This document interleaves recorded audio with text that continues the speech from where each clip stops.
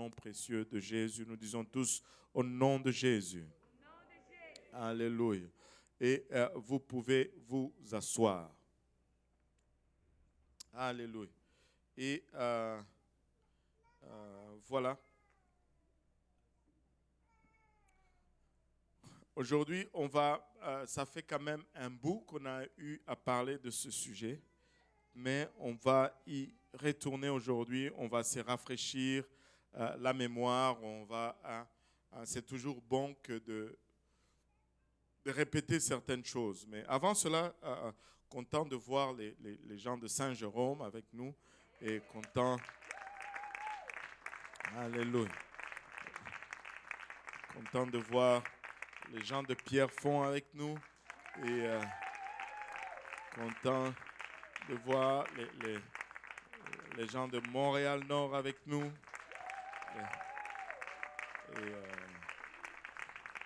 Et Saint-Michel est présent parmi nous. Alléluia. Et les gens de l'Est sont là avec nous. Wow. Et les gens d'Hochelaga sont avec nous. Et en passant, on aura un troisième service, un troisième endroit pour la conférence francophone. Le pasteur Yannick va prêcher le dimanche à 11h, je pense, à NDG, au groupe francophone de NDG. Ils ont tenu à avoir un prédicateur francophone. J'ai dit, j'en avais seulement 2 et ils n'étaient pas francophones. Et je suis déjà débordé. Ils m'ont dit, envoie-nous même un de tes pasteurs là. J'ai dit, ok, c'est bon. Et donc, alléluia. Et c'est bon de voir tout le monde. Hein, et c'est tout simplement extraordinaire. Même Sherbrooke est là aujourd'hui. Même les gens de Sherbrooke sont là. Alléluia. Et j'allais oublier, les gens de Saint-Laurent sont avec nous aujourd'hui. Alléluia.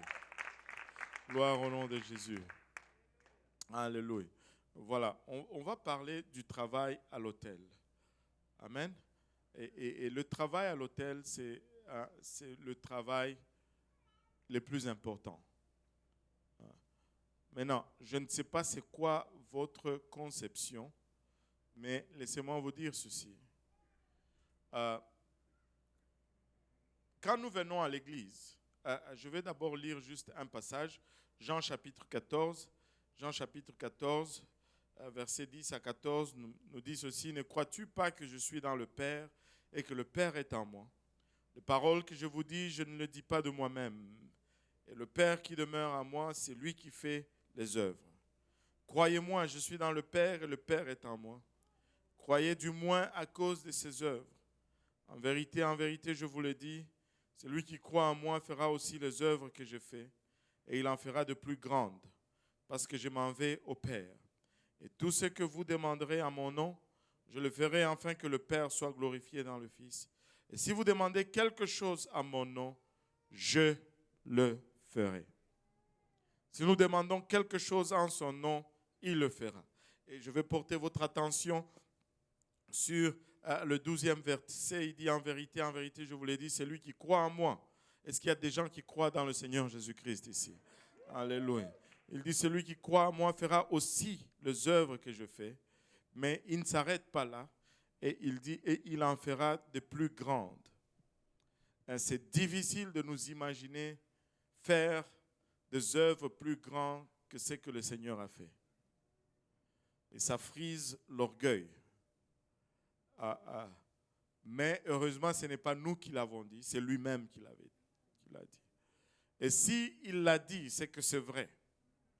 Mais c'est à nous de comprendre cela et de voir l'application de cela dans notre marche avec le Seigneur.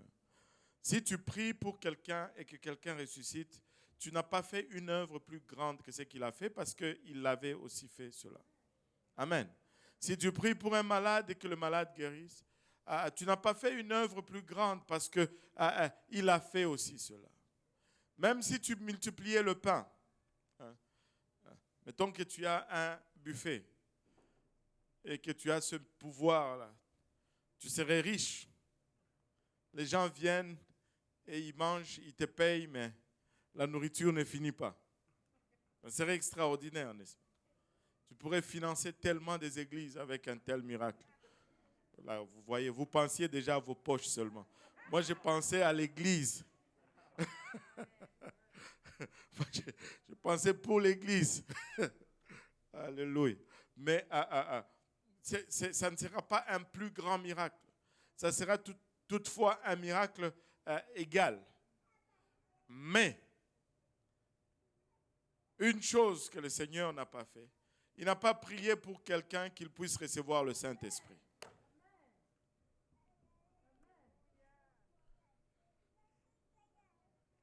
Allô?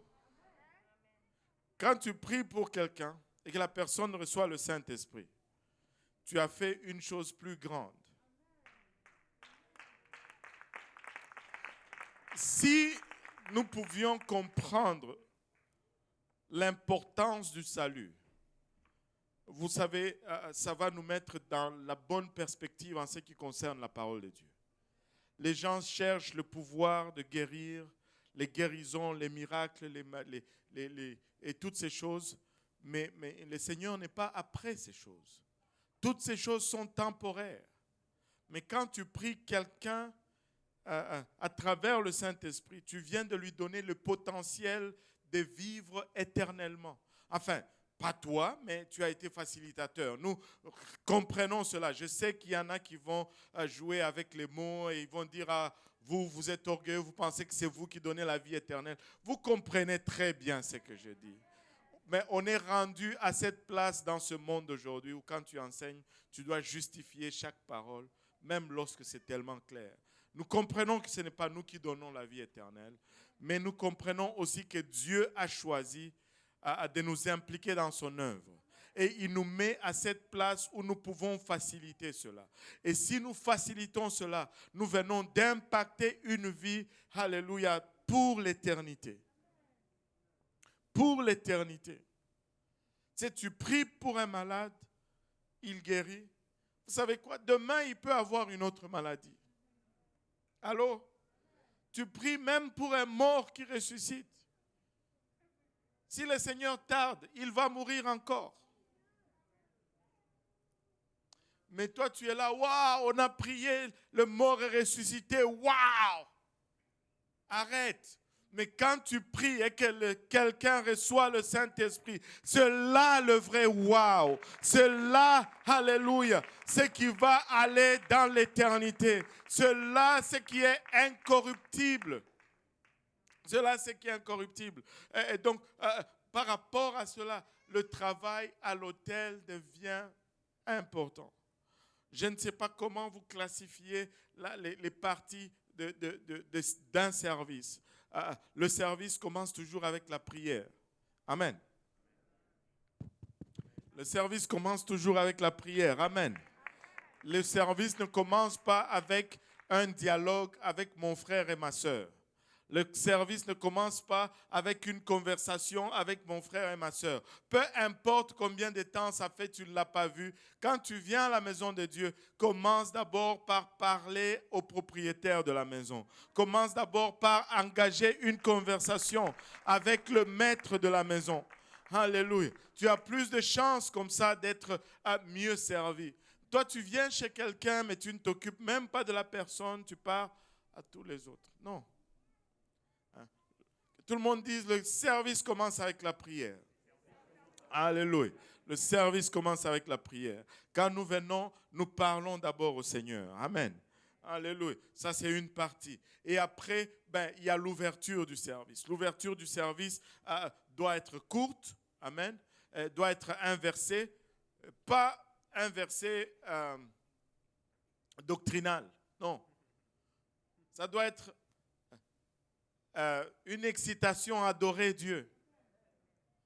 Quand tu ouvres le service, tu veux pousser les gens à adorer Dieu. Tu veux les motiver à adorer Dieu. Tu ne veux pas les enseigner. Ils ne sont pas encore prêts. Leur cœur est encore charnel. Allô? C'est la réalité. C'est pourquoi on commence toujours par l'adoration. C'est pour nous déconnecter de la chair, afin d'être préparés à recevoir la parole de Dieu. Mais quand on commence à la donner en avant, là on a des gens qui adorent mais qui sont déjà frustrés. Alléluia. Donc quand on ouvre le service, on donne une exhortation à adorer. On exalte Dieu. On insiste sur sa grandeur et sa bonté. On fait réaliser au monde, regardez, si nous sommes ici, là, nous allons l'adorer. Amen. Et le chant commence. Et le chant, c'est pour nous préparer à recevoir de la part de Dieu. C'est pour changer notre état. Nous venons avec beaucoup de préoccupations des fois. Nous venons avec des problèmes. Nous avons fait face à des situations de problèmes durant la semaine. Mais quand nous venons ici, nous devons nous connecter de toutes ces choses et nous connecter à la source des solutions à toutes nos préoccupations. Parce que si tu es trop pris avec le problème, c'est difficile de trouver la solution. Mais connecte-toi à Dieu. Et l'adoration est faite pour cela. Nous connectons à Dieu. Tu sais, quand tu adores, tu arrives à cette place où tu oublies même tes problèmes. Là, tu vois la grandeur de Dieu. Et on entre dans sa présence. Et là, nos cœurs sont préparés plutôt à entendre maintenant de la part de Dieu. Et quand la parole de Dieu est prêchée, nous la recevons plus facilement parce que nous avons changé notre état, nous avons changé notre attitude, nous avons changé la perception. Nous voyons maintenant Dieu. Et là, la parole est prêchée, nous la recevons, elle crée une conviction en nous. Et toutes ces choses sont faites pour un seul but. Toutes ces choses sont faites pour préparer le service à l'autel. Et le service à l'autel, c'est le moment le plus important du service. La fin du service, c'est là que les choses se passent. Il arrive des fois où la présence de Dieu était tellement forte que nous rentrons dans cette partie du service alors que nous sommes dans l'adoration. C'est-à-dire que nous avons tellement été ouverts que on n'a pas besoin de toutes ces autres étapes. On est abouti au résultat parce que nous avons fait un travail excellent d'adoration. Et les gens commencent à recevoir le Saint-Esprit même dans le service d'adoration. C'est-à-dire que nous sommes tellement entrés dans sa présence que les autres étapes ne sont plus nécessaires. Allô? Mais sinon, dans un temps normal, dans un temps régulier, après avoir fait toutes ces étapes, maintenant c'est l'appel à l'autel. Bien sûr, avec toutes ces histoires de Covid et tout, nous voulons être prudents, mais nous ne voulons pas être peureux. Nous voulons travailler avec sagesse, mais nous ne voulons pas être négligents non plus. Amen. Donc, nous voulons juste faire la bonne chose, nous voulons servir Dieu et nous voulons le voir avoir sa volonté parce que Covid ou pas Covid, il y en a qui ont besoin de Dieu. Covid ou pas Covid, écoute, je préfère que quelqu'un meure de la Covid après avoir reçu le Saint-Esprit que tu meurs de la Covid sans le Saint-Esprit. Parce que mourir Covid ou pas, nous allons mourir anyway. Autant mieux mourir rempli du Saint-Esprit. Allô? Donc, nous devons faire attention. Nous allons être prudents, mais nous n'allons pas être peureux. Amen. Le service à l'autel commence. Écoutez, bien sûr, on ne va peut-être pas venir et tout le monde ne va pas venir en avant, mais tout le monde doit être engagé dans la prière. Et c'est triste des fois que tu vois, il y a des gens qui prient pour le Saint-Esprit, mais d'autres sont déjà en train de parler de leur dîner. C'est comme si tu es dans une salle d'accouchement, il y a une infirmière qui est en train de sortir encore le bébé du ventre de maman, mais les deux autres infirmières sont en train de parler de ce qu'ils vont avoir comme lunch. Aimeriez-vous être dans une telle salle d'accouchement? Non. Allô? Non. Mais des fois, nous faisons cela. Et des fois, le prédicateur doit vous dire, Église, restons l'Église. Il y a encore, Dieu est encore en train de faire. Si nous pouvons juste réunir nos efforts, on ne devait pas avoir besoin de dire cela. Alors, nous devons juste être en prière jusqu'à ce que le service soit clos. Tu ne sais pas qu'est-ce qui est en train de se passer. Peut-être tu n'es pas là en train de prier avec la personne directement, mais ta prière n'est pas moins significative. Là où tu es, tu peux prier. Là où tu es, tu peux changer l'atmosphère qui règne ici. Là où tu es, tu peux faciliter ce qui est en train de se passer ici en avant. Tu n'as pas besoin d'être engagé directement pour être participant de ce qui est en train de faire. Nous prions pour des gens qui sont à des milliers de kilomètres et Dieu agit. Combien d'avantages ceux qui sont dans la même salle avec nous. Alors, donc, ne laissons, regarde ton voisin, dis-lui plus jamais. Alléluia. Plus jamais. Si on n'a pas encore clôturé le service, je vais m'engager dans une conversation qui ne va même pas compter 30 minutes après le service. Alors qu'il y a des gens qui sont en train d'entrer dans l'éternité, de naître. Amen. Donc, nous allons être conscients de cela à chaque service. Nous allons prier, nous allons être engagés. Nous allons prier tout le long. Si je reste assis sur mon banc, je vais être en train de prier. Amen.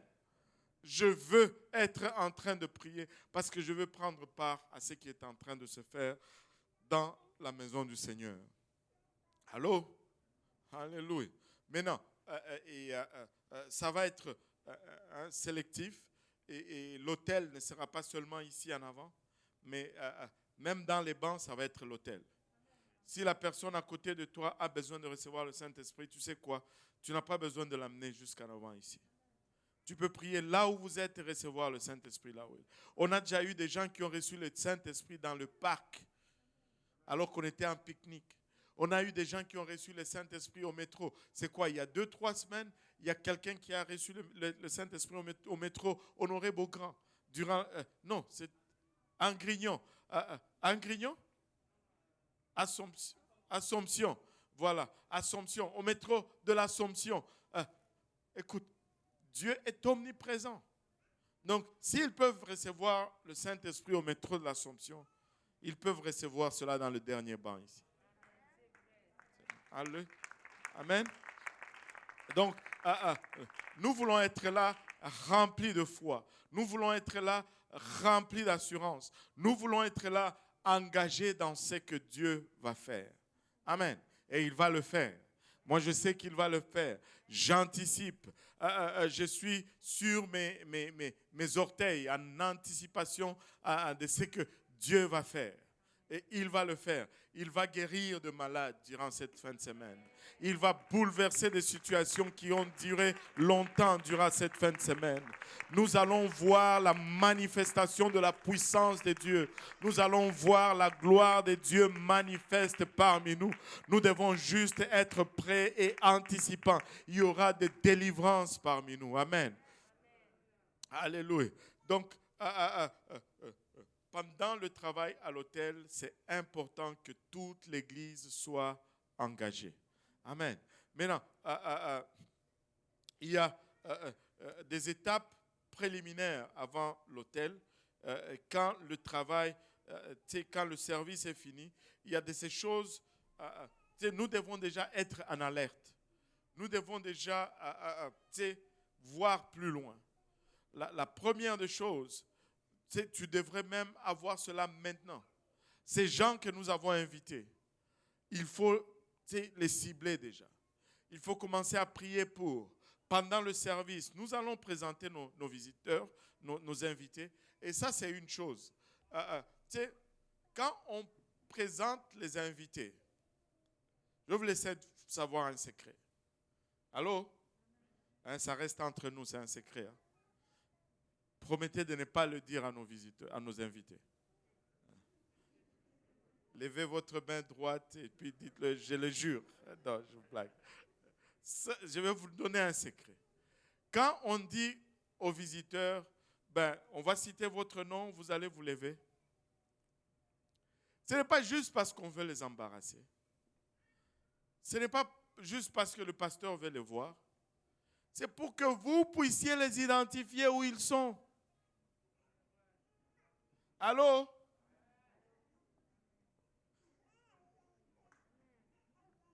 Aïe, aïe, aïe, aïe.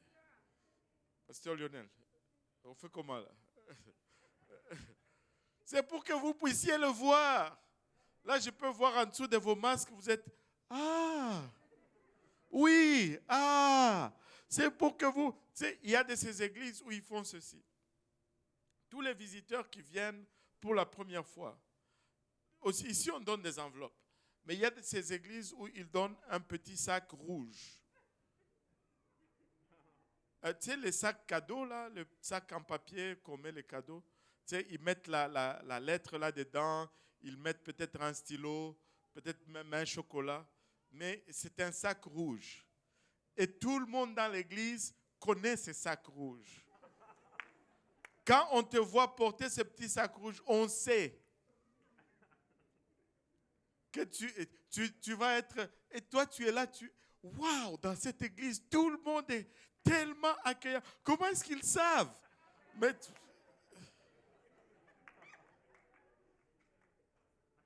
allô?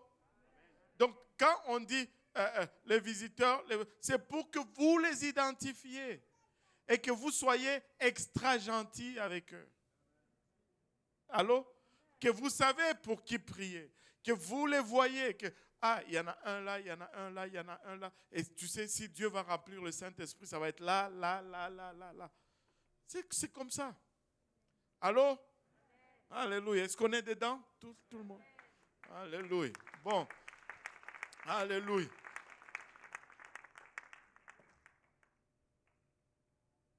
Donc, à partir d'aujourd'hui, quand on dit aux visiteurs, vous allez savoir. Amen. Alléluia. Maintenant, tu sais, pendant le service, pendant la prédication, prie, demande à Dieu, Seigneur, ça va être où aujourd'hui? Tu sais, Dieu va te le dire. Il va t'indiquer. Il va te guider. Parce qu'il est intéressé à ce que ces personnes reçoivent. Et si tu es bien disposé, il va t'utiliser. Allô? Alléluia. Et tu cibles une personne et tu pries pour la personne pendant le service. Vous savez, très souvent, on a aussi cette tendance. Et je le comprends, des fois, tu as invité quelqu'un, mais tu sais, peut-être que vous avez fait des mauvais coups ensemble dans le monde. Vous avez volé des bonbons ensemble, vous avez escroqué les gens ensemble. Là, cette personne, tu as une autre vision de toi. Mais là, quand tu l'amènes à l'église et que tu ailles prier pour elle, tu sais, tous ces souvenirs sont encore dans la tête. Je comprends tout cela. Amen. Et que tu peux juste laisser quelqu'un d'autre prier pour la personne. Qui comprend cela? Amen. Et des fois, c'est comme ça. Mais laissez-moi vous dire ceci. Il y a une autre réalité. C'est quand quelqu'un est en train de prier pour le Saint-Esprit et qu'il a les yeux fermés, ça fait du bien pour eux d'entendre une voix qu'ils reconnaissent. Ils se sentent moins perdus. Ils se sentent moins désorientés. Donc, ne fouillez pas toujours ce que vous avez invité. Allô? Des fois, ils ont besoin de sentir cette voix. Parce que tous les étrangers autour d'eux, ça peut créer un sentiment de méfiance aussi. Allô? Et l'autre chose qu'on dit toujours, les femmes prient pour les femmes. Amen. Et les hommes prient pour les hommes. Alléluia. Les femmes prient pour les femmes et les hommes prient pour les hommes. Et tu sais, s'il y a des fois des cas extrêmes, il y a quelqu'un qui prie, personne, écoutez, on va envoyer quelqu'un prier pour eux, mais les femmes prient pour les femmes et les hommes prient pour les hommes. Maintenant, quand tu pries avec quelqu'un, n'aie pas les yeux fermés pendant que tu pries pour la personne. Allô? Encourage-le à fermer les yeux. C'est bon, Et au début, tu peux juste les fermer pour que, des fois, ils veulent voir si toi tu as fermé les yeux pour qu'eux aussi ferment les yeux. C'est ça se passe. Mais observez la personne qui prie. Si tu as les yeux fermés, tu commences à prier pour la personne. Et si la personne est possédée et que les démons commencent à se manifester, qu'il est violent, tu vas prendre des coups. C'est mieux d'observer. Amen. C'est mieux d'ouvrir, d'avoir les yeux ouverts. Et surtout parce que tu dois observer la personne. Amen. Tu dois observer la personne. Et quand tu observes la personne, tu observes son langage corporel. Parce que ça ne sert à rien que toi tu sois engagé à fond alors que la personne n'est pas engagée à fond. Allô? C'est peut-être mieux d'avoir une conversation avec la personne pour lui expliquer les choses au lieu que toi tu sois là, alléluia, alléluia. Mais la personne est en train de mâcher sa gomme tranquillement, en train de regarder à gauche et à droite. Allô? Et ça ne marche pas. Et tu sais, de moins en moins de personnes utilisent cela ou pensent que c'est important, mais il n'y a pas de doute dans mon esprit que la position compte. C'est si tu pries pour quelqu'un qui est comme ça, droit, les mains levées, cette position te parle. Mais si tu pries pour quelqu'un qui est comme ça te dit aussi quelque chose. Si tu pries pour quelqu'un qui est à genoux, c'est significatif la position. La position compte. Tu sais, quand quelqu'un va recevoir le Saint-Esprit, très souvent tu vas le voir sur son visage. Moi, je les appelle les symptômes du Saint-Esprit. Tu vas voir ses paupières cligner, tu vas voir ses lèvres vont commencer comme à trembler et il va commencer à faire des efforts pour contrôler cela, mais dites-lui, n'essaye pas de contrôler. Et il faut que tu regardes les signes ou le langage corporel. Et il y en a des fois certains qui vont sourire. Et il va juste avoir juste un sourire brillant qui va venir sur le visage. Et il y en a qui vont pleurer, les larmes. Et donc, ça va être important d'observer ce langage et d'être sensible à cela. Tu sais, peut-être la personne a déjà reçu le Saint-Esprit ailleurs.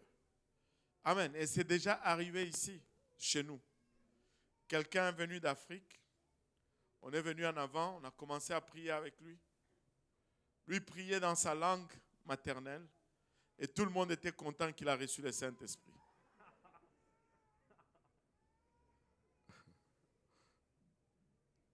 Allô? Ce n'était pas le Saint-Esprit, c'était le EV. Alléluia. Des fois, ce n'est pas parce que tu n'as pas compris nécessairement que c'est le Saint-Esprit. Amen. Alléluia. Des fois, il faut demander à la personne, as-tu déjà reçu le Saint-Esprit lorsque tu as-tu déjà reçu le Saint-Esprit lorsque tu as cru? Et des fois, ils vont dire oui parce qu'ils ne savent pas quoi. Mais demandez, as-tu parlé en langue alors lorsque tu as reçu le Saint-Esprit? Là, ils vont vous dire non. Ben, là, vous savez qu'ils n'ont pas, non seulement ils n'ont pas reçu, mais ils n'ont pas bien compris. Et des fois, parce qu'ils n'ont pas bien compris, ils ne vont pas aller le chercher. Tu ne peux chercher que ce que tu sais que c'est disponible. Allô? Tu ne vas pas aller chercher un morceau de cheesecake au frigo si tu sais qu'il n'y en a pas. Alors, des fois, il faut juste parler. Et des fois, j'aime ça quand je vois cela. Des fois, tu vas voir certaines personnes prendre leur Bible et montrer le passage. Ça, là, c'est important parce que ce n'est plus moi qui parle, mais c'est la parole de Dieu. Des fois, si tu le dis juste comme ça, même si tu cites le verset mot mot à mot. Ça n'a pas le même effet que lorsque tu les fais lire à la personne elle-même. Parce que là, elle ne va plus argumenter avec toi, il faut qu'elle argumente avec ce qu'elle vient de lire elle-même. Alléluia. C'est puissant que de faire lire la parole de Dieu à la personne. Alléluia. Maintenant,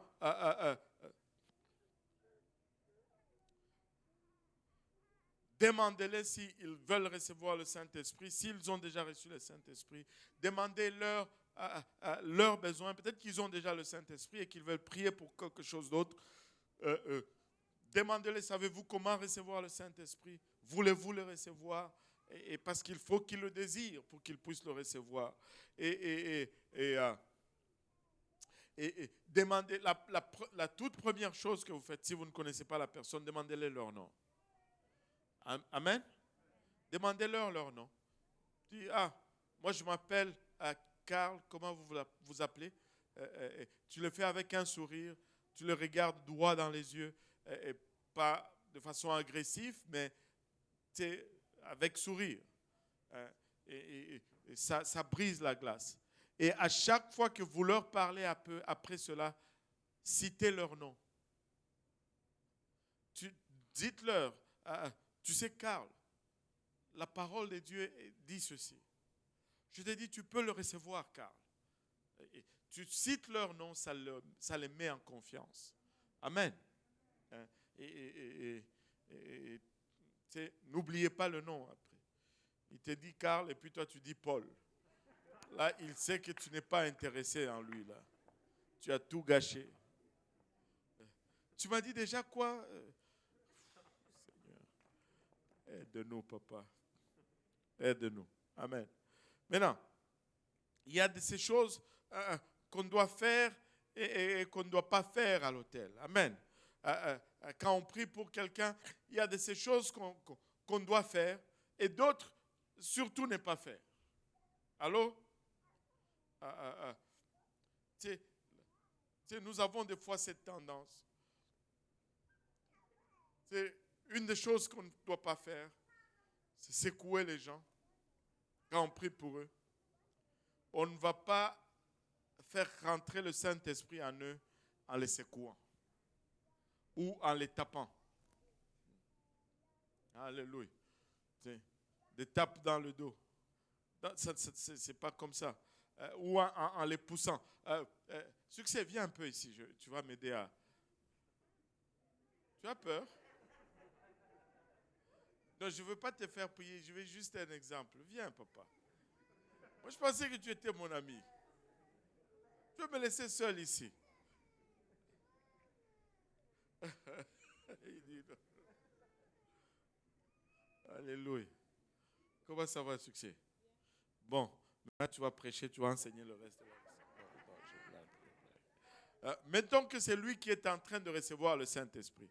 Des fois, tu vas voir certaines personnes, lève un peu les mains en l'air. Alléluia. Tu vas voir certaines personnes, ils prient pour quelqu'un, mais ils sont comme ça. Ne le pousse pas. S'il va tomber, qu'il tombe par la puissance de Dieu, non pas par ta puissance.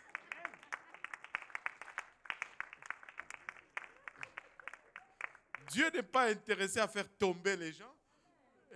Tu sais, quand les gens tombent, ce n'est pas parce que Dieu veut le faire tomber, c'est parce qu'ils résistent à la puissance de Dieu. Laissez-moi vous dire ceci. Tous ceux qui tombent, c'est parce qu'ils résistent. Donc, ne les pousse. Dieu veut juste te remplir. Dieu t'aime, il ne veut pas que tu tombes. Dieu veut juste te remplir. Donc, ne le pousse pas. Et ce n'est pas parce que tu as prié pour quelqu'un et que la personne est tombée, waouh, que tu es puissant dans le Seigneur. Ça n'a rien à voir. La personne est tombée parce qu'elle résiste. Ce n'est pas toi. Alléluia. Et tu vois, tu pries là, tout le monde tombe. Non, ce n'est pas ça. Donc, mettez votre main sur lui. Okay, lève-le. Mettez votre main sur lui, mais ne le poussez pas. Hein? Ne le poussez pas. Alléluia. L'autre chose à ne pas faire, hein? Surtout en temps de Covid, ne postillonnez pas sur la personne. Postillonner, ça veut dire cracher. Hein. Quand tu parles, il y a des qui révoltent de la bouche. Et là, la personne qui prie pour le Saint-Esprit a besoin d'un parapluie. On veut qu'il soit mouillé par le Saint-Esprit et non par notre salive. Et surtout en ce temps de Covid, ce n'est pas une bonne idée. Ce n'est pas une bonne idée. L'autre chose, c'est crier dans l'oreille. Lève un peu les mains. Vas-y, vas-y, succès, vas-y. Tu es là. Tu n'as pas besoin de crier là. Tu es dans son oreille. Le pauvre monsieur qui veut recevoir le Saint-Esprit, la pauvre dame, elle se préoccupe maintenant de son tympan parce que son oreille commence à faire mal. Là, c'est de la distraction. Parle-lui doucement. Si tu as l'oreille, c'est pour lui parler avec la petite, douce voix du Seigneur. Amen. Alléluia. Ne crie pas dans l'oreille, même s'il y a toute une multitude de gens autour. Juste parle doucement. Ne pas crier dans l'oreille. Hein? Ne pas... bon, pour succès, ça ne va pas faire tellement de différence. Si tu es en train de prier pour quelqu'un, tu vois, des fois, c'est la conférence. Amen. La personne est allée au salon de coiffure. Je ne sais pas combien ça lui a coûté, 150 pour sa coiffure. Maintenant, elle vient à la maison du Seigneur. Tu ne sais pas combien de temps, même pas des fois au salon de coiffure, juste à la maison. Tu ne sais combien de temps, surtout les dames, passent devant le miroir pour refaire les... S'il y a une bosse, on doit refaire. On m'a dit déjà cela. S'il y a une bosse, je dois recommencer. Et là, toi, tu viens. Ok, on sait que tes mains sont loin. Ok. Alléluia, sur sa coiffure. Là, sa pensée n'est plus au Seigneur. Sa pensée est sur ses cheveux. Là. Si tu vois que c'est très... Si succès vient comme ça, oh, tu peux mettre. Il n'y a pas de problème. Avant ou après, ça va être pareil. Si pour moi, tu peux même rouler là, il n'y a pas de problème. Mais certains d'entre vous, je ne veux pas citer le nom, ne va pas là, va juste sur le front. Alors, laisse les cheveux, surtout des madames, tranquilles. Mais de nos jours, même certains messieurs, ils viennent. En tout cas, on va peut-être faire une... C'est tellement...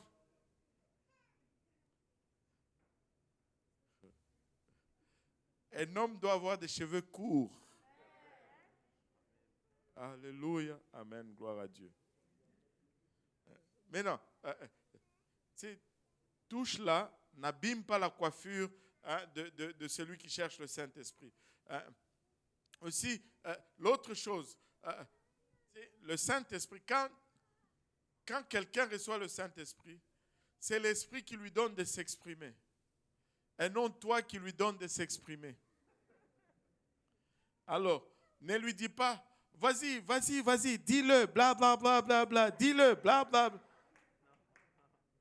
Recevoir le Saint-Esprit, ce n'est pas répéter ce que toi tu dis. Laisse la personne. Allô? Là, écoute, je l'ai déjà entendu ici. On ne doit pas dire à la personne ce qu'elle doit dire. Dieu le fait.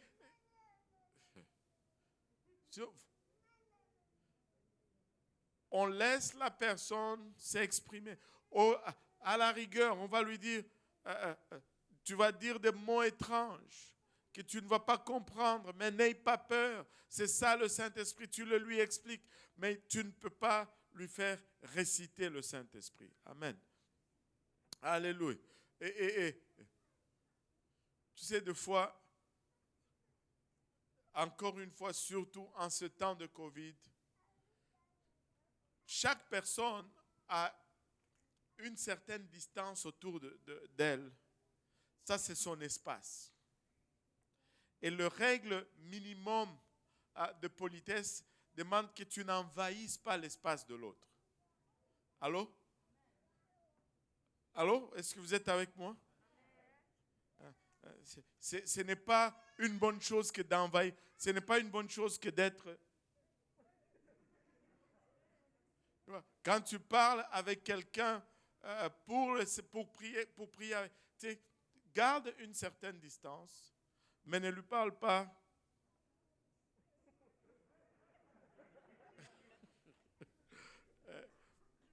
Je vois que même succès est sensible quand on envahit son espace.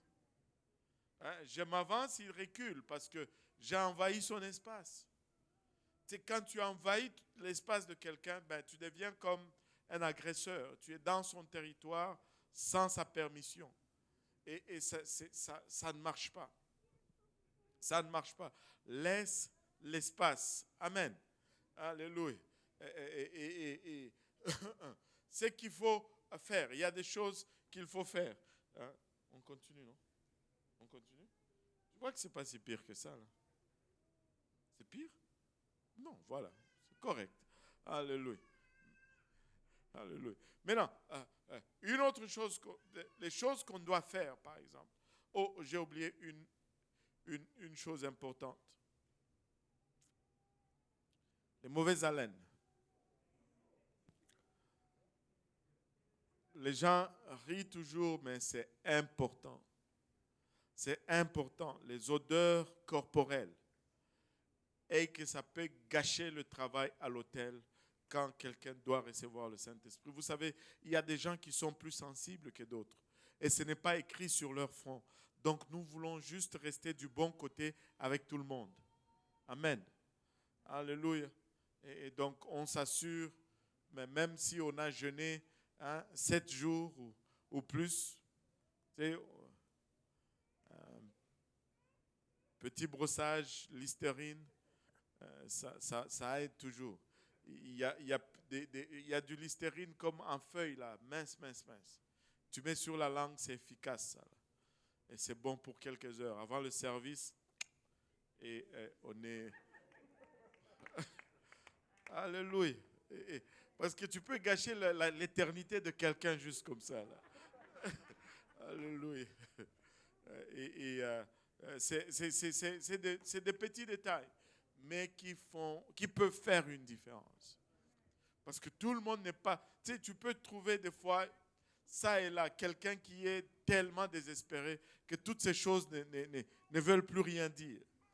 Mais cela ne va pas être notre référence en ce qui concerne le travail. Amen. Nous allons toujours aller avec le pire pour que nous puissions donner notre meilleur. Amen. Alléluia. Maintenant, ce que nous devons faire, la première des choses, c'est que nous devons être constants. Nous devons être constants. Pas nous montons, nous descendons. Nous montons, nous descendons. Nous regardons à gauche. Là, les autres sont en train de prier. Et là, il est en train de recevoir le Saint-Esprit là-bas. Et toi, tu es ici. Tu dis, j'avais pensé aller là-bas. Alléluia, Jésus. J'aurais dû aller prier avec cette personne. Non, ce n'est pas comme ça. Quand quelqu'un reçoit le Saint-Esprit, nous sommes tous participants. Nous sommes tous réjouissants. Même les anges au ciel se réjouissent. Combien d'avantages nous, avec la personne ici, nous devons nous réjouir. Mais si nous devons tous juste être engagés dans le processus. Être constant. Soyez sensibles. Ayez de la compassion pour la personne. Ce n'est pas une question de votre gratification. C'est une question d'une âme qui est en train d'aller en enfer et qui doit aller au ciel. Et regardez cela du point de vue de la compassion et non du point de vue de votre propre gratification. Amen. Alléluia. Et tu sais, essayez de ressentir ce qu'ils ressentent. Soyez observateurs. Essayez d'être à leur place. Touchez l'épaule, touchez le dos, touchez la tête. C'est important de fois d'avoir ce contact physique. Quand vous faites le contact, votre contact doit être l'empreinte de votre assurance. Si tu es là, tu imposes les mains, mais ta main tremble. Ça montre que toi-même, tu n'es pas sûr de ce que tu es en train de faire. Ta main effleure à peine. Ça montre que tu es... C'est comme une poignée de main. Il y en a qui ont des poignées de main comme ça. Ça là, non. Une poignée de main doit être... Voilà, tu sens un peu de pression, sans écraser le doigt pour leur faire mal, mais sans non plus ne pas les tenir pour montrer que tu n'es pas intéressé à les tenir, mais il doit y avoir une certaine fermeté. Quand tu mets ta main, ça doit être ferme, sans que tu presses. Tu n'as pas besoin d'écraser la tête, mais tu as besoin d'avoir de l'assurance dans ta main qui est posée sur la personne. C'est très important, ça génère de la confiance. Et une fois que tu as posé la main sur la personne, garde cette main jusqu'à ce que vous allez finir. Et c'est ça l'idéal. Parce qu'à chaque fois que tu imposes la main, tu communiques la foi. Cette personne, tu l'amènes dans un niveau de la foi. Mais quand tu enlèves, tu fais le contraire. Allô? Tu fais le contraire. Donc, c'est quand tu t'engages, engage-toi. Allô? Engage-toi. Reste avec la personne. Sois ferme et continue, persévère. Alléluia. Et soyez positif et encourageant. Vous devez commencer par le croire en vous-même. C'est quand tu vas vers la personne, c'est parce que tu crois que Dieu va le remplir du Saint-Esprit. Alléluia. C'est la volonté de Dieu que nul ne périsse, mais que tous parviennent à la repentance. Dieu veut remplir toute chair de son esprit. Toute chair. Alléluia. Toute chair. C'est là la volonté de Dieu. Donc quand tu y vas, vas-y avec assurance que Dieu va le remplir. Sois positif. Priez à haute voix. Ne soyez pas... manque d'assurance dans ta prière, ça va communiquer une manque d'assurance aussi dans la personne. Je ne dis pas de crier dans l'oreille de la personne, mais priez quand vous êtes à distance, priez avec assurance, que votre voix soit ferme, soit constante. Soyez, alléluia. Matthieu 10, 16 nous dit, soyez donc prudents comme les serpents et simples comme les colombes. Alléluia. Alléluia. N'est-ce pas? Merci. Bon, la prochaine fois, tu vas venir. Bon, on va applaudir mon helper.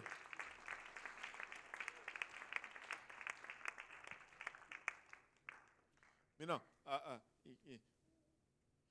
la première chose que, en troisième point, on va regarder, la première chose qu'on va regarder dans ce troisième point, c'est ceci. Il y a des étapes quand on veut amener quelqu'un à recevoir le Saint-Esprit.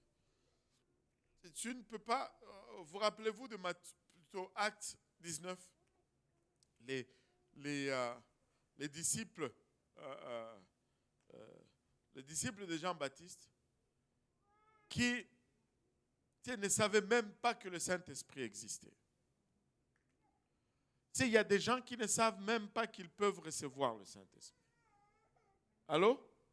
Donc, on peut prier. Des fois, ça marche.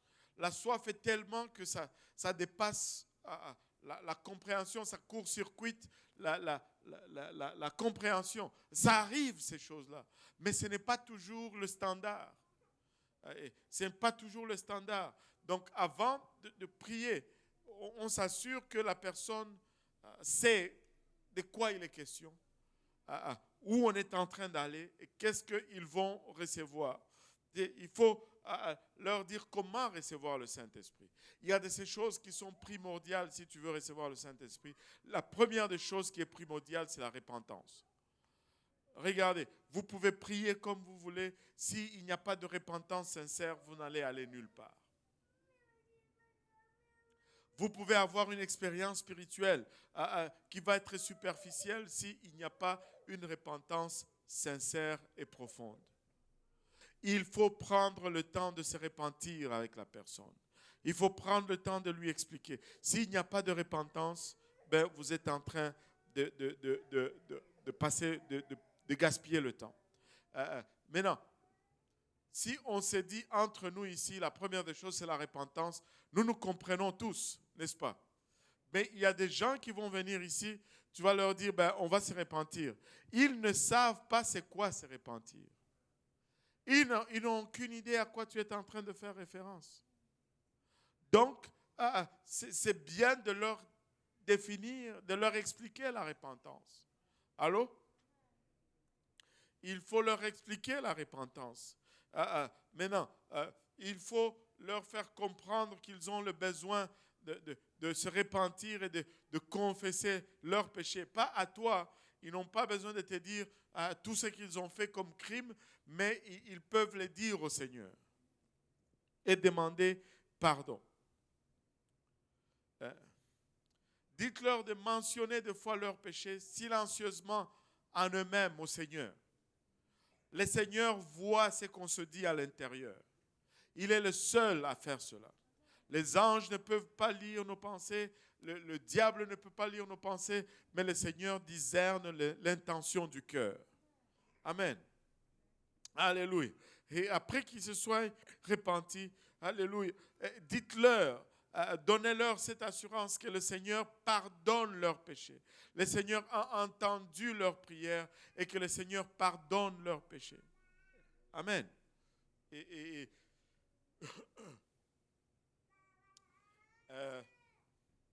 Un des passages que j'utilise beaucoup pour exprimer cela aux gens, je pense que j'espère que je vais le trouver rapidement. Et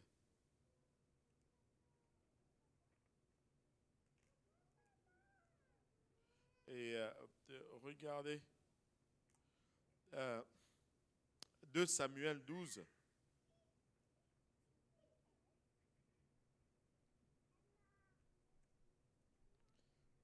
2 Samuel 12, verset 13. Nathan est allé confronter David pour son péché, mais regardez qu'est-ce qui se passe ici. Après que Nathan ait confessé à David son péché lorsqu'il est allé coucher avec Bathsheba, et David, après avoir entendu la réprimande du prophète, regardez la réaction de David. Le verset 13, David dit à Nathan, « J'ai péché contre l'Éternel. » David reconnaît son péché. Mais ce n'est même pas le verset suivant. Dans le même verset, et Nathan dit à David, « L'Éternel pardonne ton péché, tu ne mourras point. » Ça n'a même pas pris un verset pour que Dieu pardonne. Ça n'a même pas pris une seconde pour que Dieu pardonne. Dès que David a confessé, Dieu a pardonné. Montrez-leur que Dieu pardonne instantanément. Quand nous lui demandons sincèrement pardon, Dieu pardonne. Amen. Dieu pardonne. Et après cela, vous allez sentir même que c'est l'atmosphère est dégagée. L'atmosphère est dégagée. Maintenant,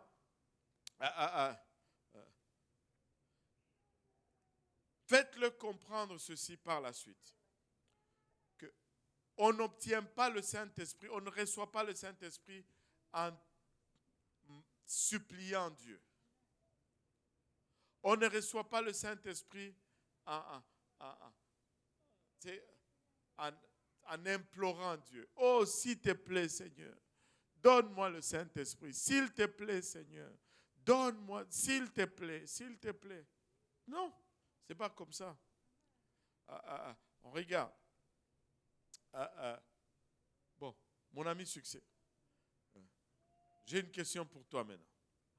Est-ce qu'à la maison, quand tu rentres de l'école, est-ce que tu dois supplier maman pour qu'elle te donne la nourriture? Non. S'il te plaît, maman, donne-moi la nourriture. Non. Avant même que tu ne rentres, maman a déjà préparé la nourriture. Mais combien d'avantages le Seigneur? On ne supplie pas le Saint-Esprit. On le reçoit. Mais comment on le reçoit? C'est tout simplement par l'adoration. On loue Dieu. Tu sais, amener les gens à louer Dieu. On a parlé du mot Alléluia il y a 2 semaines ici. Amen. Qui se souvient du mot Alléluia? Et waouh, quel temps nous avons eu juste à parler du mot Alléluia. Sa signification et son origine. Vous savez, c'est pourquoi, regardez, je dirais ceci. 70-75% des gens que j'ai vus recevoir le Saint-Esprit, ils répétaient tout simplement Alléluia. Parce que c'est une louange à l'Éternel. Ça veut dire, littéralement, je me donne à Dieu à la place du diable qui était, lui, supposé à louer Dieu. Gloire au Seigneur. Alléluia. Alléluia. Et quand Alléluia ne vient pas d'ici, quand Alléluia vient de là, il y a une différence. Et tu sais, et l'autre chose, pourquoi quand les gens disent Alléluia, reçoivent plus facilement le Saint-Esprit, parce qu'ils ne sont pas en train de réfléchir aux prochains mots qu'ils vont dire. Et ils donnent ainsi libre cours à l'esprit. Mais lorsque ton cerveau est en train de travailler, laisse-moi te dire, c'est difficile que tu reçoives ce que l'esprit est en train de vouloir te donner.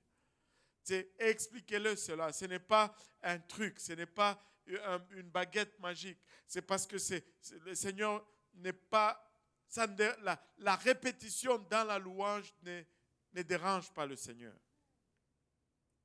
Et juste ce simple mot permet d'accomplir beaucoup de choses. Ça permet d'éviter de réfléchir et ça permet d'entrer plus facilement dans la présence du Seigneur. Et donc, la louange est vraiment un aimant qui attire le Seigneur. Et si ça vient de là, laissez-moi vous dire, ça va être efficace. Alléluia. Alléluia. Et Dieu habite au milieu de louanges de son peuple. Il siège au milieu des louanges de son peuple. Amen. Quand vous voulez les amener à louer Dieu, et des fois, surtout dans le monde dans lequel nous vivons aujourd'hui, il y a très peu de reconnaissance. Nous vivons les générations présentes sont très ingrates. C'est comme si tout leur est dû. J'ai expliqué au patron une situation. C'était quand ça? C'était hier. Donc c'était lundi, je pense. Je devais venir à l'église pour l'étude biblique du soir. Et je me suis arrêté au Tim Hortons pour prendre un café. Et je vais au service au volant. Il me dit, la machine est brisée. Rentre à l'intérieur et on va te servir. Je dis, okido. Je parque ma voiture, je rentre, il y avait 2-3 personnes en avant de moi. Et puis, il y a une dame qui sort de l'autre côté de la fenêtre.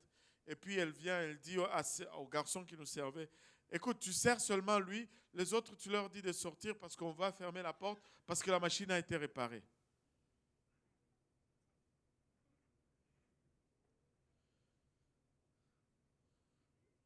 En tout cas, je ne sais pas, mais je n'ai pas senti le Saint-Esprit en ce moment-là. et je dis, mais attends, tu me dis, j'étais là, tu me dis de venir ici, et puis après, je suis ici, tu me dis de retourner là-bas. C'est clair que tu n'es pas le propriétaire de ce Tim Hortons ici. Là. Je dis, pourquoi tu ne fermes pas tout simplement la porte? Tu sers ceux à qui tu as dit de rentrer ici, et puis après, tu vas revenir à ton truc. C'est tout.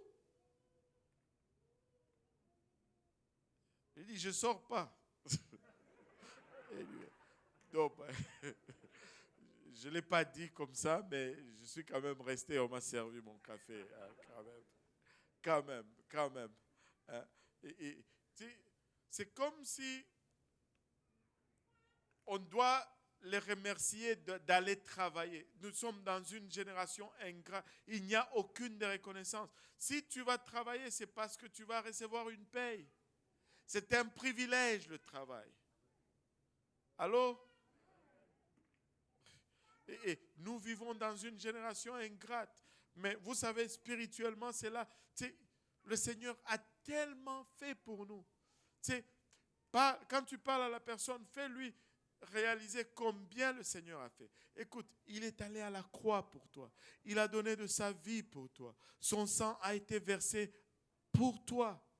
Et c'est grâce à ce sacrifice que tu es en train de ressentir ce que tu ressens en ces lieux, en ce moment. Et laisse-moi te dire quoi? Même si tu étais seul sur la face de la terre, c'est Jésus allait venir et mourir juste pour toi parce que c'est autant qu'il t'aime. C'est autant qu'il est intéressé dans ton âme. C'est autant, alléluia, qu'il a le désir de te voir sauvé.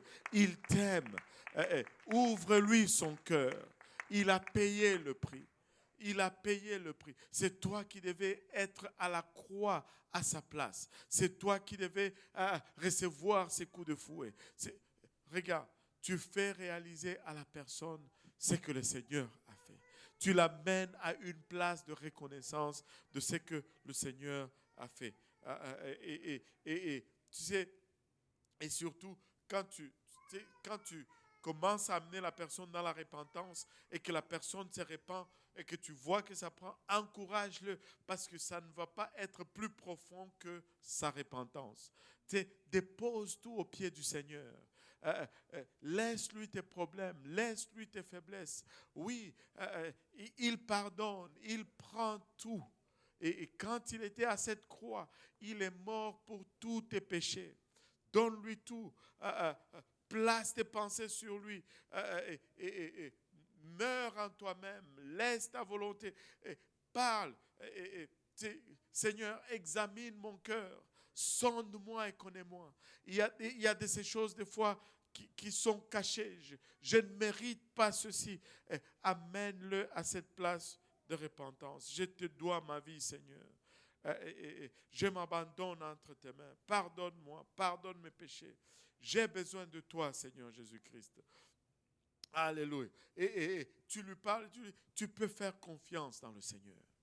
Alléluia. Et tu as l'oreille du Seigneur. Sa main est sur toi. Abandonne-toi entre ses mains. Et amène cette personne à la place où sa foi est bâtie. Et boum, il ouvre. Et de cette façon, si tu fais un bon travail préliminaire, quand vous allez commencer à louer, ça ne va pas être long. Ça va être boum. Et la personne commence à parler en langue. Boum. La personne reçoit le Saint-Esprit. Et nous allons voir cela durant cette fin de semaine. Et encouragez-les à sortir la voix. Encouragez-les à sortir la voix. Personne ne va jamais recevoir le Saint-Esprit la bouche fermée. Pour recevoir le Saint-Esprit, il faut que tu parles. Allô? Il faut que tu parles. Il faut que tu adores. Il faut que tu laisses sortir la voix. Une autre chose que j'ai remarqué, tu ne peux pas parler deux langues en même temps. Allô? Tu ne peux pas parler deux langues en même temps. Tu ne peux pas parler et le français et l'anglais en même temps. Tu ne peux pas, peu importe combien bon tu es, tu ne peux pas dire bonjour et good morning en même temps. Tu vas dire soit l'un, soit l'autre, soit la moitié de l'autre. Bonjour. Tu ne peux pas le dire en même temps. Donc, à un moment, il faut arrêter de parler en français et commencer à parler en langue. Mais les gens, des fois, ils vont, le parler en langue va venir, mais tu vas le voir littéralement faire une pause, littéralement licher les lèvres et avaler le Saint-Esprit. Et là, il recommence encore. Et ça arrive souvent. Mais ça, ce sont des symptômes que moi je dis du Saint-Esprit. Dis-lui, n'arrête pas. Parce que quand tu avales le Saint-Esprit. Loue tout simplement. Laisse ta voix aller. Et tu le verras s'accomplir. Mais n'arrête pas. N'arrête pas. Ne cherche pas à reprendre le contrôle. Tu dois exactement faire le contraire. Tu dois lui abandonner le contrôle. Surtout ces gens qui aiment bien parler. Ils ont une bonne diction. Pour nous, les Congolais, c'est facile de recevoir le Saint-Esprit parce que I et U, c'est pareil. Donc, on est plus gêné à cause de cela. Alléluia. Je suis parti. Ça ne nous dérange pas. 1, 2, 3. Ça ne nous dérange pas. On a déjà cédé le contrôle au Saint-Esprit.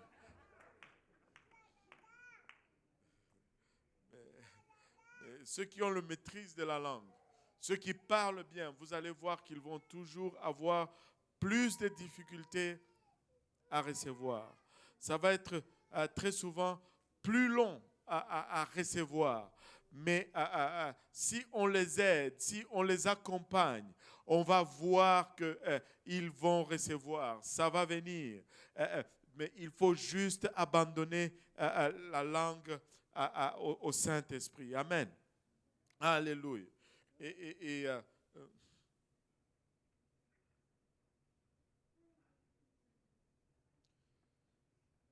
Très important, on va essayer de récapituler un peu quelques points. Certaines personnes vont penser que le baptême du Saint-Esprit n'est pas nécessaire. Et parce que la tendance populaire aujourd'hui, c'est de dire tu crois seulement et tu es sauvé. Allô? Mais des fois, il faut revenir à la parole et montrer la nécessité de recevoir le baptême du Saint-Esprit dans la parole de Dieu.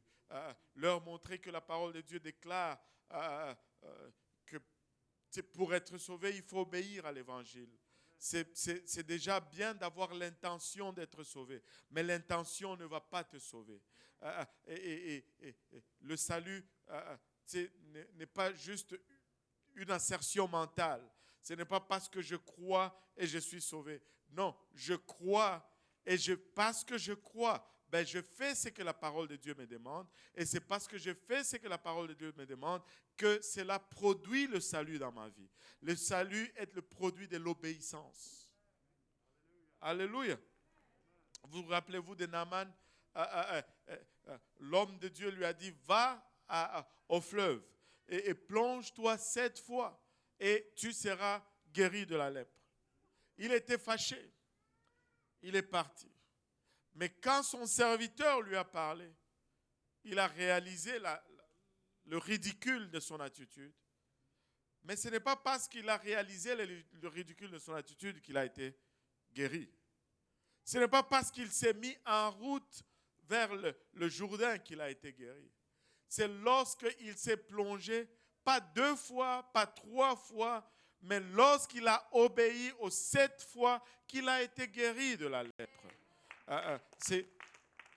C'est l'obéissance à la parole de Dieu, non une assertion mentale. Jacques nous dit, montre-moi ta foi sans les œuvres, je te montrerai ma foi par les œuvres. En fait, l'acte d'obéir, c'est ça l'expression même de la foi. Et s'il n'y a pas cet acte d'obéir, on questionne la présence de la foi dans ton cœur. Et j'aime toujours l'illustration de Pasteur Graham. Et il nous donne toujours cette illustration. Au feu! Il y a le feu! L'église est en feu! Mais tout le monde me regarde. Certains sourient même. Je peux voir vos sourires en dessous de vos masques. Alléluia. Pourquoi? Parce que vous ne croyez pas qu'il y a le feu. Si vous croyez un seul instant qu'il y a le feu, je vais être en train de prêcher au banc vide. Il y a certains d'entre vous, même autant que vous dites que vous m'aimez, vous allez d'abord sortir vous-même d'ici. C'est une fois dehors dans le parc à côté que vous... Oh, le pasteur, il est où? Il s'est caché dans le baptistère pour... Alléluia. Quand on croit, on va faire. Quand on ne croit pas, on ne va pas faire. Quelqu'un qui dispute le baptême au nom de Jésus, quelqu'un qui dispute le baptême du Saint-Esprit, c'est parce qu'il n'a pas encore cru à la parole du Seigneur. Mais quand tu crois, tu vas embrasser la parole. Tu vas comprendre que c'est ça et puis tu vas le faire. Alléluia. Alléluia.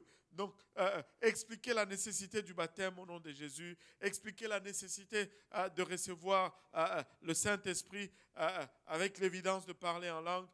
Les disciples ont reçu le Saint-Esprit. Marie, la mère de Jésus, a reçu le Saint-Esprit. Elle était parmi les 120 premiers à recevoir le Saint-Esprit dans le livre des Actes. Le Seigneur lui-même donne ses commandements dans Actes 1, verset 8. Allez et attendez à Jérusalem. Je pense que c'est dans Luc. Il dit attendez à Jérusalem. Luc 24, quelque chose. Jusqu'à ce que vous soyez enduits de la puissance d'en haut. Et après seulement cela, vous allez être mes témoins. Savez-vous que les apôtres n'ont pas commencé à travailler avant de recevoir le Saint-Esprit? Pierre n'a pas commencé à travailler avant d'avoir été rempli du Saint-Esprit. Tous, c'était pareil. Même Paul, il devait attendre jusqu'à ce qu'Ananias prie pour lui et qu'il reçoive le Saint-Esprit avant qu'il ne commence son ministère. Mais c'est seulement aujourd'hui, au 21e siècle, il y a des gens qui peuvent servir le Seigneur par leur propre puissance. Laissez-moi vous dire, ça ne marche pas. Si on va servir le Seigneur, c'est par la puissance du Seigneur et non pas par notre propre puissance. Et voici, j'enverrai sur vous ce que mon Père a promis, mais vous restez dans la ville jusqu'à ce que vous soyez revêtus de la puissance d'en haut. Et sans cela, vous ne pouvez pas faire. Écoutez, même ceux qui servaient la nourriture, Actes chapitre 6, ceux qui devaient servir la nourriture aux tables, ça devait être des gens avec un bon témoignage, remplis du Saint-Esprit. Parce que vous savez, s'ils n'étaient pas remplis du Saint-Esprit, qu'est-ce qu'ils allaient faire?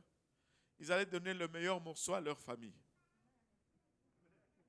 Allô? Parce qu'on s'est plaigné de cela avant. On a dit, pour résoudre cela, il faut que... Alléluia. Alléluia.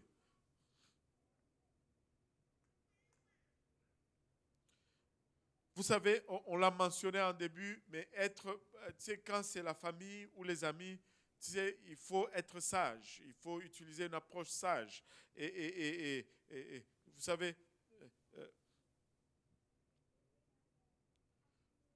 nous avons 3 ennemis. Le diable,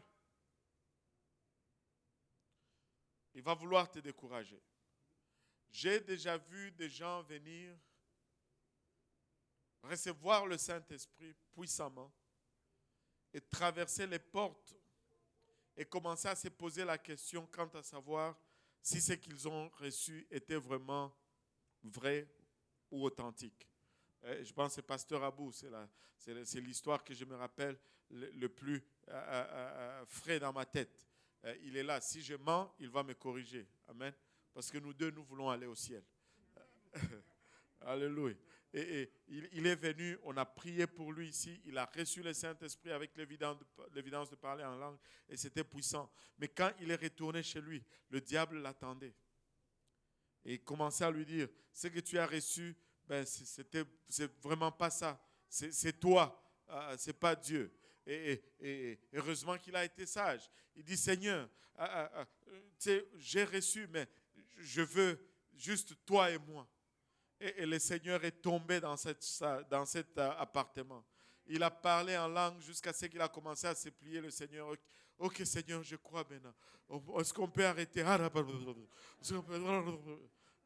Alléluia. Écoutez, c'est réel, c'est authentique. Il y a une puissance, alléluia, dans la parole du Seigneur. Ceci est réel, ceci est authentique. C'est là où se trouve la puissance de la transformation. Alléluia. Le monde est également notre ennemi. Nous devons nous éloigner du monde. Mais notre chair est notre 3e ennemi. Le diable, nous pouvons le chasser. Le monde, nous ne pouvons pas le chasser, nous devons nous éloigner. Mais notre chair, nous devons la garder soumise. Et vous savez, il y a une lutte constante entre votre esprit et votre chair. Une lutte constante. Et la sanctification, c'est le moyen par lequel vous soumettez votre chair à l'esprit.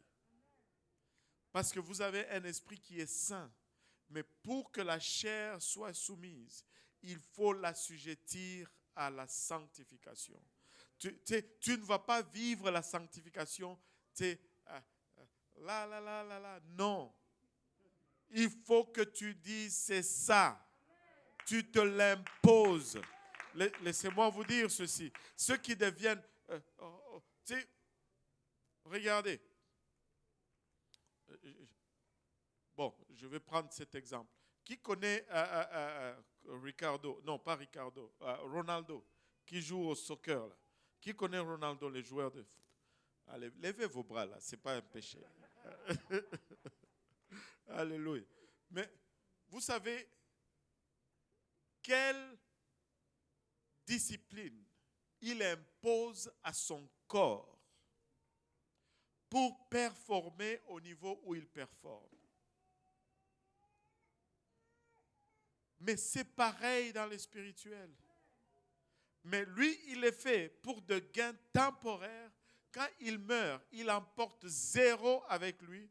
Mais toi, on te demande de le faire pour des gains spirituels. Ces gens-là, ils vont prendre des bains d'eau glacée. Seigneur, aide-moi. Moi, quand je fais ma douche, c'est un sauna dans ma douche. Il y a de la vapeur. Non, il s'entraîne et puis il va rentrer dans de l'eau glacée. Moi, je ne peux pas être un joueur de foot professionnel. Oublie ça. Oublie ça. Mais écoutez, tu dois te l'imposer. Et penses-tu que quand il fait ça, le corps est content?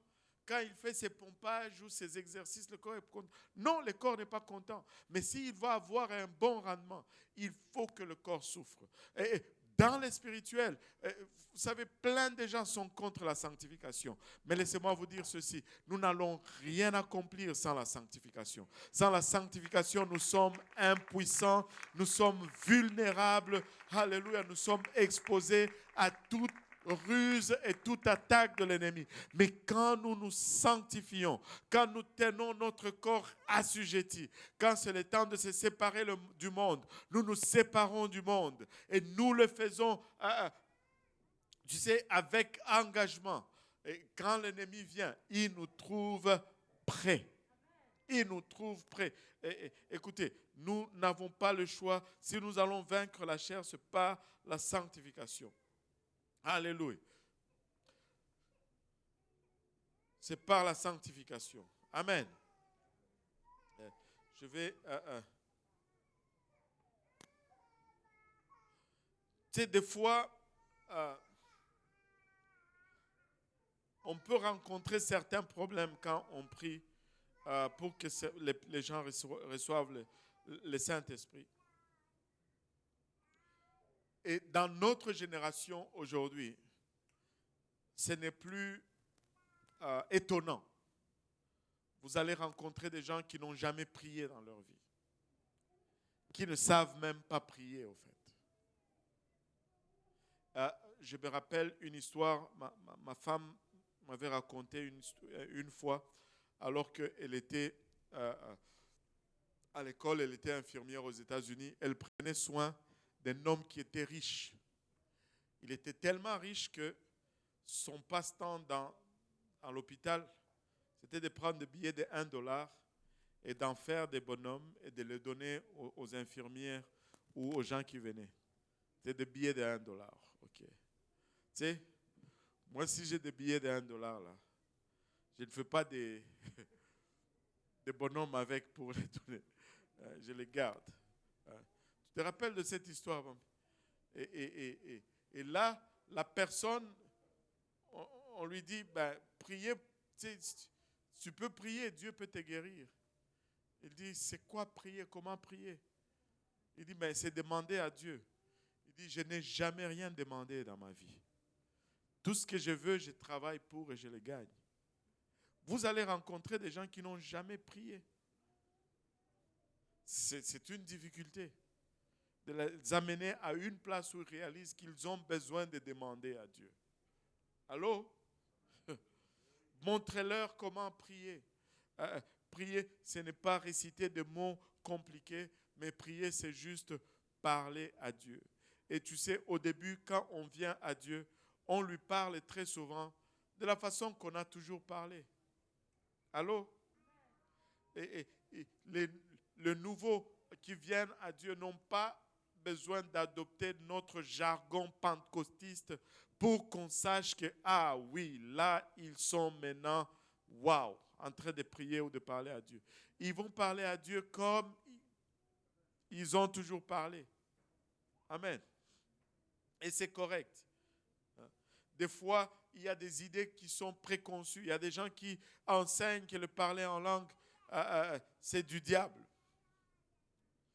Encore une fois, il faut démontrer cela avec la parole de Dieu. Il y a des gens qui sont calmes. On a eu une fois un cas d'une fille qui venait ici à l'église et elle avait connu des problèmes dans le passé. On priait pour qu'elle reçoive le Saint-Esprit, mais elle n'avait jamais reçu. Et là, tu sais, quand elle venait à l'hôtel pour le recevoir et qu'elle commençait à prier, tu pouvais voir Dieu travailler sur elle. Mais, tu sais, tu dis, ok, je vais l'aider à prier. Mais quand tu vas et que tu imposes ta main, la chose meurt. Pourquoi? Parce qu'il y avait un blocage en elle. Quand on l'a touchée, ça créait le blocage à cause de son passé, à cause de tout ce qu'elle a vécu dans le passé. Il fallait qu'on prenne le temps de lui expliquer que il faut que tu arrives à une place où tu fais confiance en Dieu. Si on veut te toucher, ce n'est pas parce qu'on veut abuser de toi, mais on veut te transmettre la foi. Regarde, la Bible parle de l'imposition des mains. Allô? Et là, après, tu sais, ça n'a pas été rapide, mais ça a pris du temps. Mais après un moment, elle a dû surmonter cela et elle a reçu le Saint-Esprit avec l'évidence de parler en langue. Mais avec une personne comme ça, il faut peut-être prendre un peu plus de temps. Il y a des fois des choses. Les gens qui sont calmes, qui disent que Dieu est tellement digne qu'on doit l'adorer dans la dignité. Hein? Il faut être là, même pour battre les mains, il faut le faire de façon digne. Alléluia. Même pour prononcer le Alléluia, tu ne peux pas juste dire Alléluia. Tu dois dire Alléluia. Il faut le faire avec dignité. Écoutez, devant Dieu, nous sommes tous indignes. Nous n'avons pas de dignité. C'est lui qui nous donne sa dignité. Écoutez, si vous lisez votre Bible, ça n'a jamais été comme ça. Allez étudier le plus grand des adorateurs, David. Il n'avait pas honte de se laisser aller dans la présence du Seigneur. Il n'avait pas honte de rouler à terre pour le Seigneur. Il n'avait pas honte de courir un peu pour le Seigneur. Il n'avait pas honte de sauter et de faire du bruit pour le Seigneur. Alléluia. Alléluia.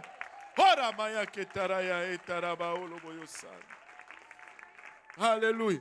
Citez les Écritures. Alléluia. La Bible nous dit poussez de cris de joie vers le Seigneur. Alléluia.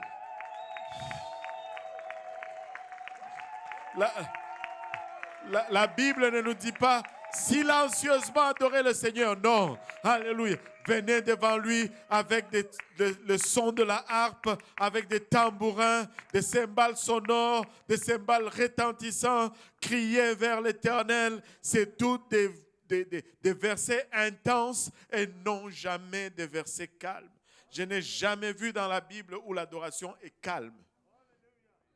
C'est toujours bruyant. Alléluia.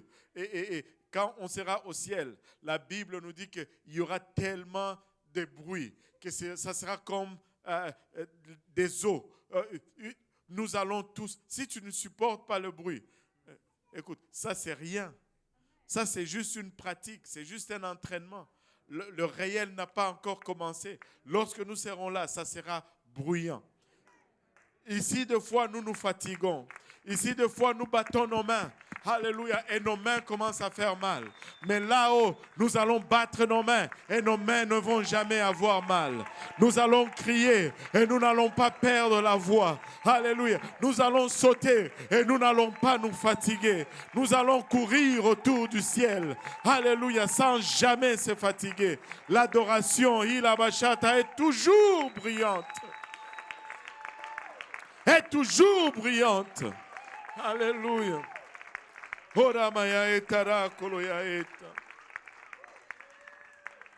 Alléluia.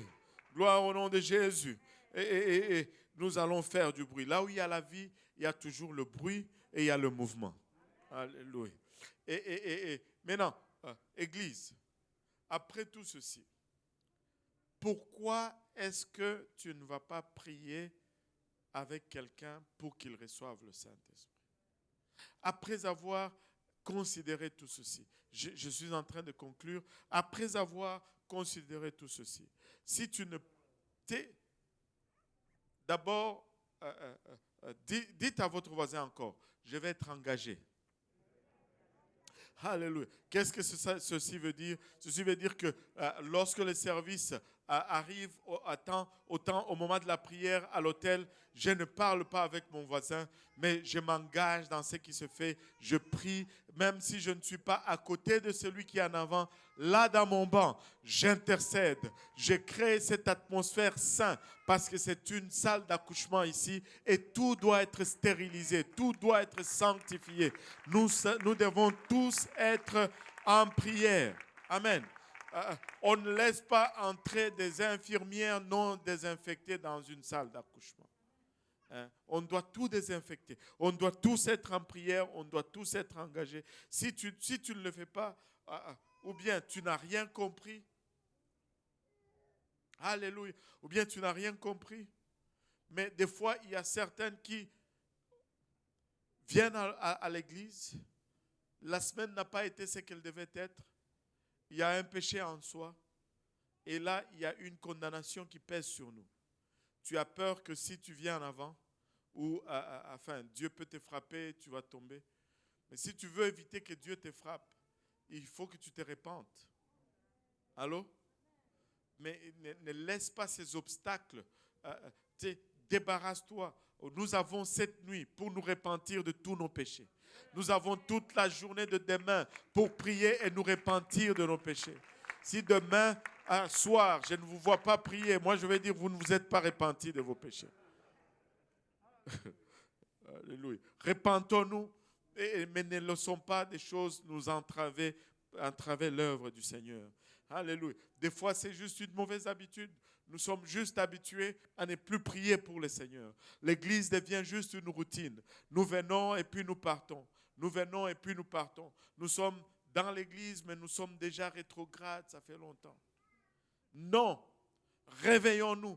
Prenons cette opportunité pour nous réveiller. Tu as le temps de prier ce soir. Tu as le temps de prier demain. Remets-toi en feu et laisse le Seigneur t'utiliser durant la conférence.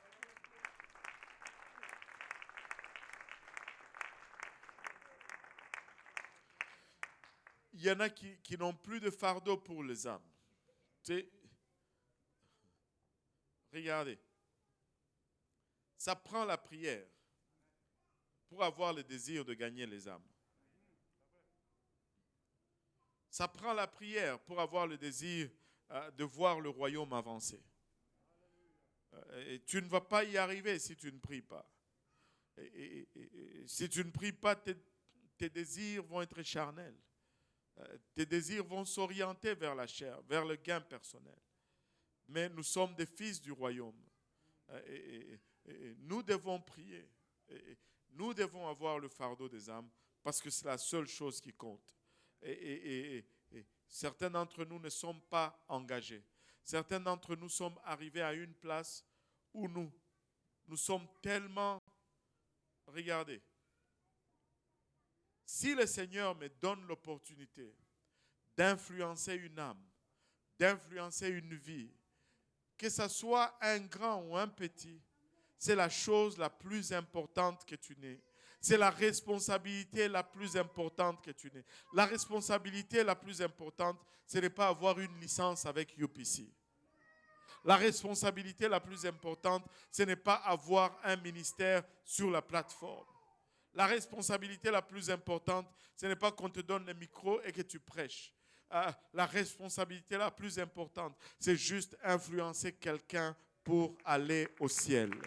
Et ça, on peut le faire. Alléluia. On peut le faire dans plusieurs cadres. Et quand on arrive à être... C'est ça qui doit nous satisfaire, en fait. Tu sais, certains d'entre nous sommes arrivés à une place, si tu n'as pas un ministère quelconque visible, oh ben, tu ne fais pas le travail de Dieu, ce n'est pas important. Waouh! Waouh! Plus jamais, plus jamais. Hein? Je veux juste être engagé dans le Seigneur. Je veux juste, alléluia, amener une âme au Seigneur.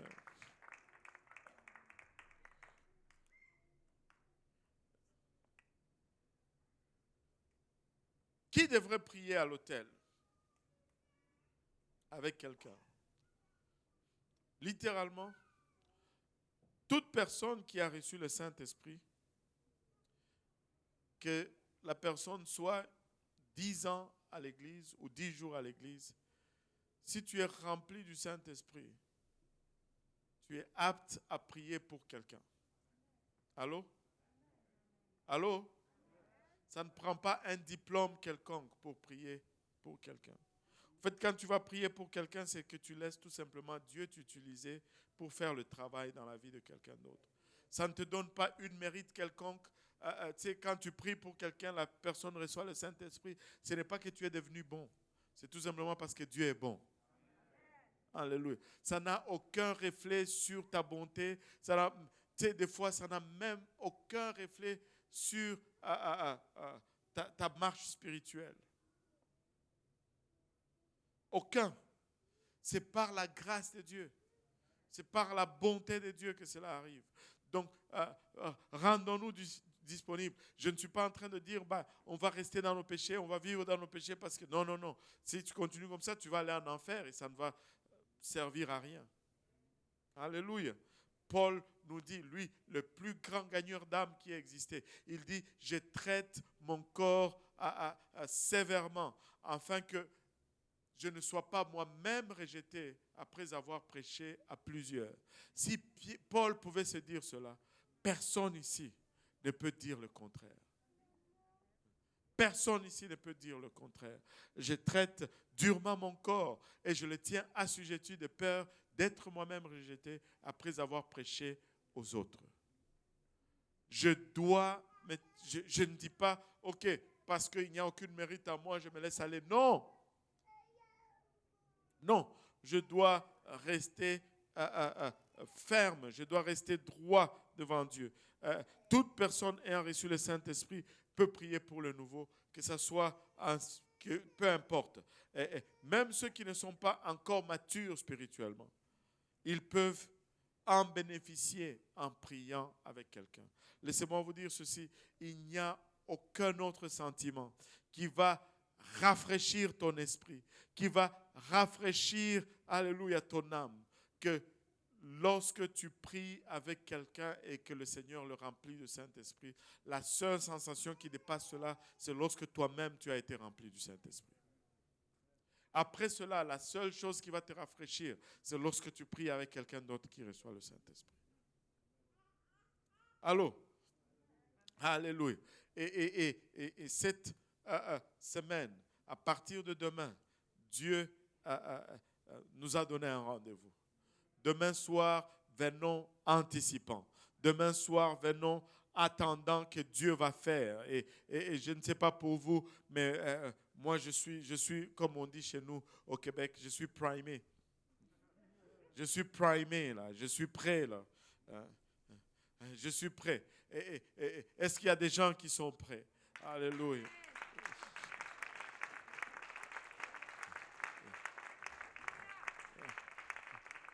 Alléluia. Venons anticipant, venons attendant que Dieu va faire. Alléluia. Et regardez, juste un dernier verset. Ça, il est en train de parler à Nathanaël. Il dit, Jésus, Jean 1, verset 50, Jean 1, 50, Jésus lui répondit, parce que je t'ai dit que je t'ai vu sous le figuier. Je t'ai donné juste une révélation de ta pensée. Tu crois. Mais laisse-moi te dire, tu verras de plus grandes choses que celles-ci. Je ne sais pas pour vous, mais moi, je veux voir de grandes choses. Je ne sais pas pour vous, mais j'ai cette certitude, j'ai cette ferme assurance que Dieu veut juste nous amener dans une autre dimension de la manifestation de sa gloire, une autre dimension de la manifestation de sa puissance, une autre dimension, alléluia, de son œuvre ici à Montréal. Il va faire un travail rapide. Et nous sommes ceux-là qui ont le privilège, qui avons le privilège, alléluia, d'être les instruments. Mais soyons les instruments et soyons disponibles dans les mains du Seigneur. Alléluia. Est-ce qu'il y a des questions par rapport à tout ceci et par rapport à la conférence? Pas par rapport à votre mariage ou par rapport à quoi que ce soit. Amen. Restons juste dans le sujet. Amen. Alléluia.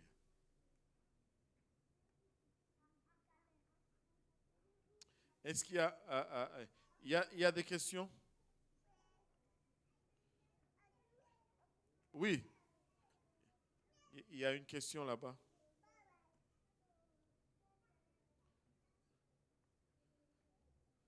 Tu peux nous donner ce micro-là?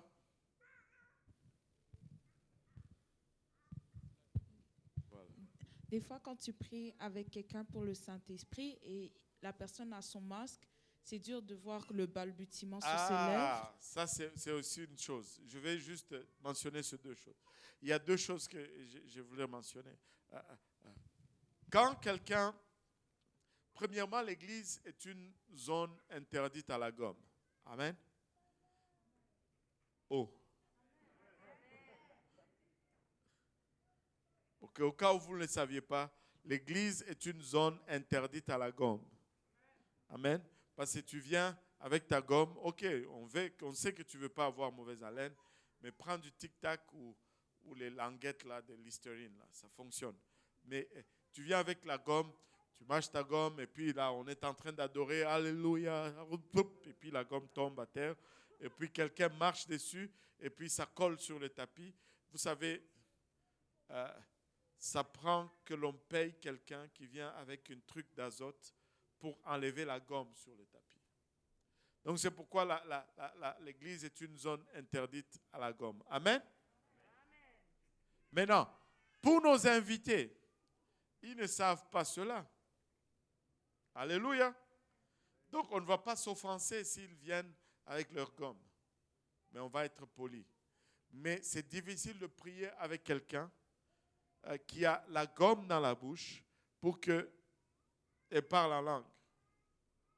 Elle a peur de cracher sa gomme. Gentiment, tu lui dis, tu prends un mouchoir, dis, donne-moi ta gomme. Ne sois pas dédaigneux, prends le mouchoir. Allô? Prie que Dieu te délivre de cette affaire-là. Il peut te délivrer de cela. Amen. Pour le besoin d'une âme. Prends la gomme, mets dans le mouchoir, mets dans ta poche. Amen. Et puis après, tu vas jeter, c'est correct. On l'a déjà fait plusieurs fois. J'ai déjà vu quelqu'un avec qui on priait, qui avait une gomme, et quand on lui a pris la gomme, ça n'a pas pris 2-3 minutes, elle a reçu le Saint-Esprit. C'est la gomme qui était l'entrave. Maintenant, avec le masque, mettez la personne à l'aise. Maintenant, c'est un couteau à double tranchant. Il y en a qui ont tellement peur de la COVID qu'ils veulent garder leur masque. Bon, on ne va pas les offenser dans cela non plus. Mais Dieu guérit même de la COVID.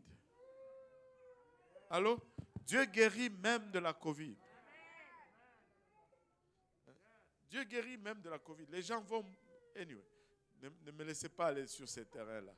Je vais garder ma raison. Mais c'est mieux de conseiller à la personne d'enlever le masque. Parce que si elle a peur, dites-lui, moi je garde mon masque. Mais si elle ne veut pas, de toute façon, peut-être qu'il y a aussi si je dis qu'il y a un problème de foi, on va me dire, ah, pasteur, tu juges. Mais comment est-ce que tu peux avoir la peur et la foi cohabiter en même temps?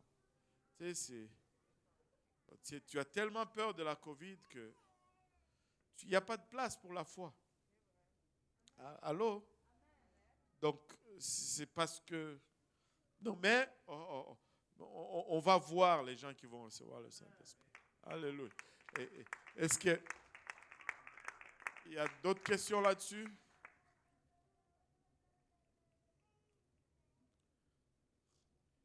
Il n'y a pas de questions. Alléluia. On va battre nos mains pour le Seigneur alors. Et on va joindre notre voix à nos battements de mains. On va déclarer sa grandeur, sa toute-puissance et sa magnificence. Il est digne, il est le seul, l'unique, le véritable. Alléluia Jésus. Nous bénissons son saint nom, nous magnifions son saint nom. Nous l'élevons.